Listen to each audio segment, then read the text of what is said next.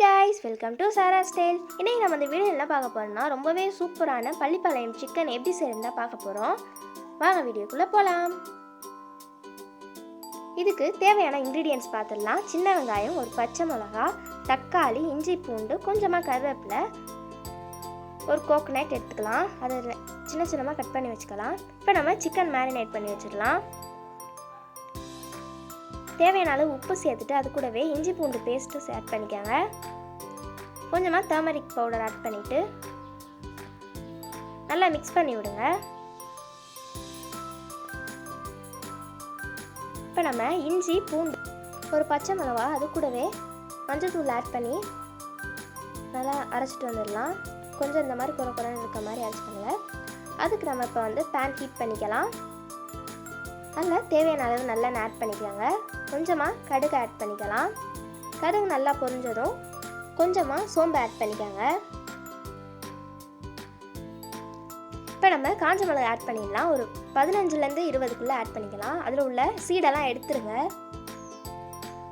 அது எண்ணெயிலே கொஞ்சம் நல்லா ரோஸ்ட் ஆகட்டும்.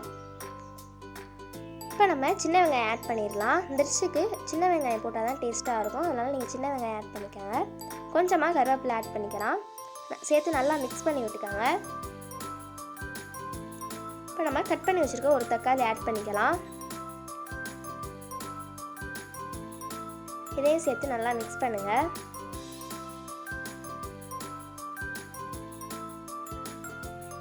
மீடியம் ஃப்ளேம்லேயே இருக்கட்டும்.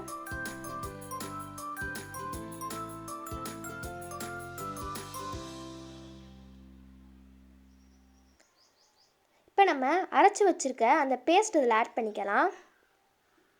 இஞ்சி பூண்டு பச்சை மிளகாய் மஞ்சத்தூள்லாம் சேர்த்த கிரைண்ட் பண்ணதை இதில் ஆட் பண்ணிக்கலாம். இப்போ நம்ம மேரினேட் பண்ணி வச்சுருக்க சிக்கன் இதில் ஆட் பண்ணிக்கோங்க.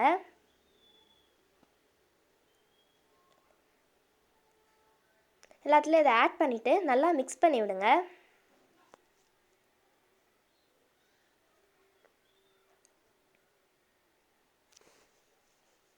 இப்போ நம்ம உப்பு ஆட் பண்ணிடலாம். ஏற்கனவே மேரினேட் பண்ணையிலே ஆட் பண்ணோம், அதனால் இதில் நீங்கள் பார்த்து சேர்த்துக்கோங்க. இப்போ உப்பு நல்லா ஸ்ப்ரெட் ஆகிற அளவுக்கு நல்லா மிக்ஸ் பண்ணி விடுங்க.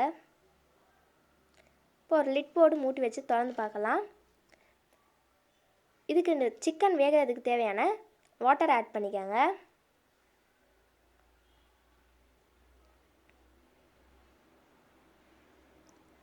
ஆட் பண்ணியாச்சு. சிக்கன் இப்போ ஓரளவு நல்லா வெந்துருச்சு. இப்போ நம்ம கொரியாண்டர் ஆட் பண்ணிடலாம்.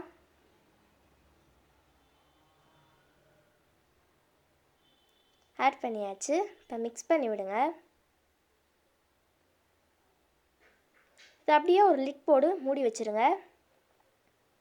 இப்போ நம்ம ஒரு கடாயில் கொஞ்சமாக ஆயில் ஊற்றி அதில் நம்ம கட் பண்ணி வச்சுருக்க கோகோனட்லாம் ஆட் பண்ணி நல்லா ரோஸ்ட் பண்ணிக்கலாம்.